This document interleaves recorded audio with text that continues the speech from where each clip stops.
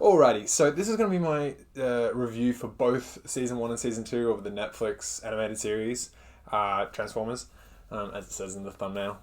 Nada. So what I'm going to be doing is I'm going to be covering both seasons because I'd obviously not been doing this when Season 1 was out, so I just kind of want to cover my overall feelings for this show. And so what I'm going to do is I'm going to cover both, do a kind of spoiler-ish recap of Season 1 and kind of my views and thoughts as to what made that so good. So there will be spoilers for that one, which is the Siege, War on Cybertron Siege. And then for Season 2, I'll be keeping it kind of under the radar because it's been out for a while. Season 1 has been out for a while, so I'm assuming if you're here for the Season 2 review, so I'm going to keep that as spoiler-free as possible, but I'm still going to be covering Season 1 in depth a bit, so I'll segment this, so just click on Season 2 if you just want just the Season 2 stuff. But yeah, alright, let's do this. Okay, so Season 1 was, for me, an almost masterpiece. Like, it was such a good series. It was so upsetting to find that it was only 6 episodes. We're getting to that final episode and just being like, oh, that's it? And the first season has done so many great things. It's introduced us to the history of the fall of Cybertron, which is something that I've always wanted to see as part of the Transformers lore. It's probably the thing I've been most excited to see on the big screen is to see the fall of Cybertron. Just like when that opening sequence for Bumblebee was probably the most exciting bit for me in the entire movie. And I definitely think that what was also really great about this was my favorite character, Megatron. I mean, Megatron was amazing. And I think what really made him so amazing was to see him be a leader that was fighting a corrupt government in his perspective, and to see him and to have a strong reason to start the war, to have a genuinely committed reason to wanting to make the world a better place for himself and for those other Decepticons around him. And it was so interesting to watch him become more and more of a villain, to fall down into this darker path through the people that he's inspired to follow him. So it's his own followers that have actually caused him to become more corrupt, because his followers are in essence the more villainous characters compared to Megatron. And I think that was just such a fantastic element to that first season that really made me so invested in the show. To see Megatron fall down to becoming an almost tragic villain instead of just kind of the villain for villain's sake that we're so used to seeing in every other reiteration of this series or this show. And I think what was also excellent to see was how Optimus Prime struggled with so many of the decisions that he had to make. So many of the decisions he had to make were constantly being questioned by his second-in-command, Alita, and he was constantly having to run away and hide from Megatron, and they were always in this losing battle, which was really interesting. But what made it more interesting was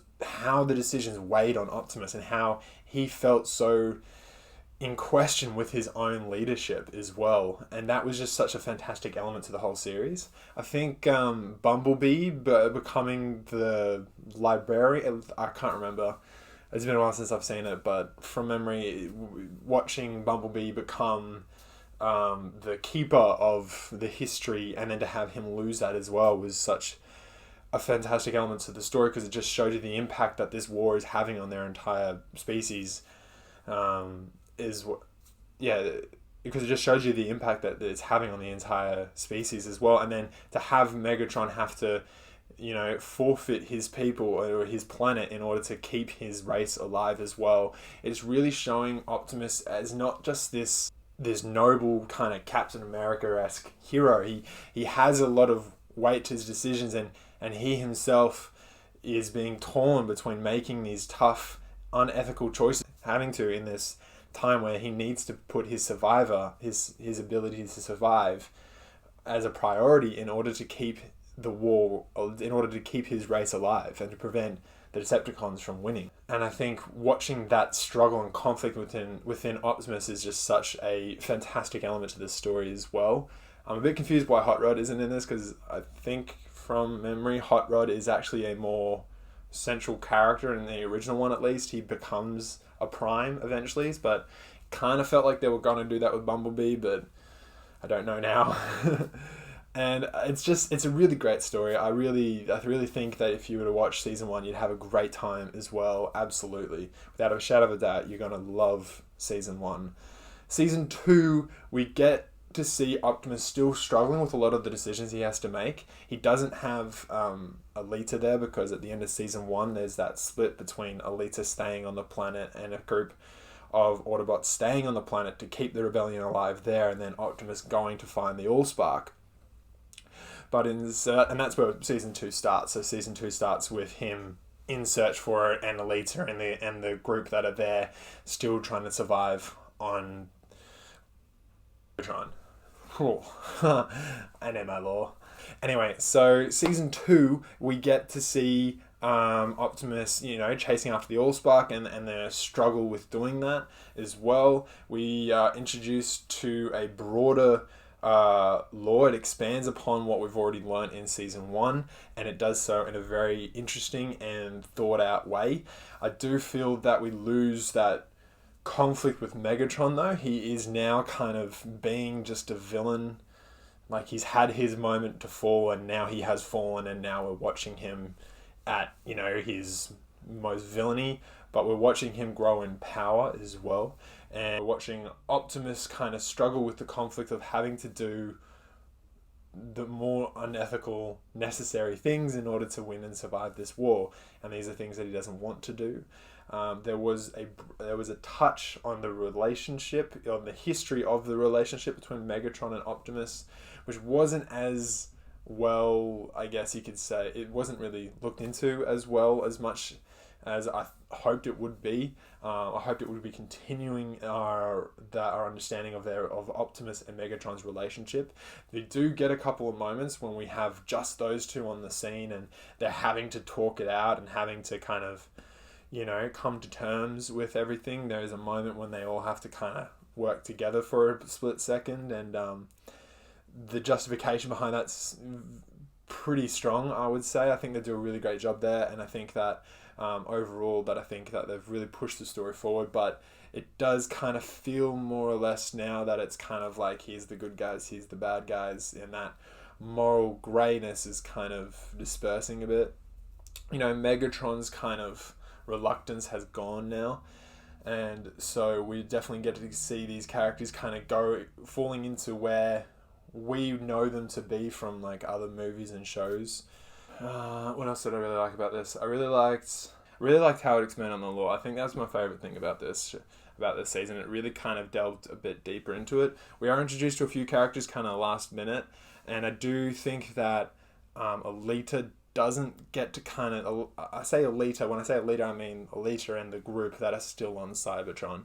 And I really feel that overall, that group of people, they didn't really get as much time to develop. There was a moment I thought they had just completely wiped out that entire storyline, but they do come back to it towards the end.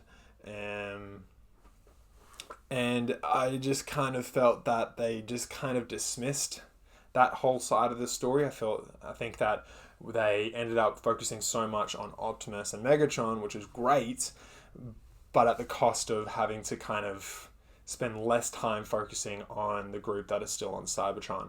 So we got 6 more episodes to come, which I'm super excited for, and I'm very much looking forward to seeing what they're going to do with that and with this storyline, and how they're going to end it as well. But overall, guys, I think you're going to have a great time with this one. I think you're going to really enjoy this series, especially if you enjoyed the first season as I did. I think you're really going to enjoy seeing that they've brought a lot of the same elements into this one as well, but at the cost of a couple of the elements, such as Alita and Megatron's kind of conflict.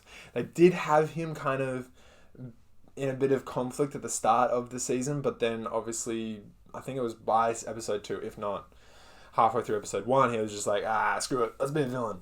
And so he went to be a villain. So anyway, guys, that's going to be it for me for this quick review. If you like this, you want to see more, there's videos in my channel, other ones. But yes, this TV show, the verdict here will be pretty damn good. I think maybe some elements of the lore that was just kind of, it just seemed really kind of like, oh, there's this bit of history, but then they go in to explore that history, and they do that really well. And who knew there was more than there was more than Autobots and Decepticons. I always thought it was just those two races, but it turns out there's like, I think 3 or 4 now, I think. But then they don't explore that element enough, and they don't give enough clarity to how many types there are out there. For someone like me that only thought there was Autobots and Decepticons, I would have liked to see a bit more of an explanation there. And it does at times kind of feel that they've just kind of skipped along in the story, and there's this huge chunk of information that they've kind of been like, oh, just assume that it's happened, and then they've pushed the story along. And so I kind of feel a bit lost in the moment there.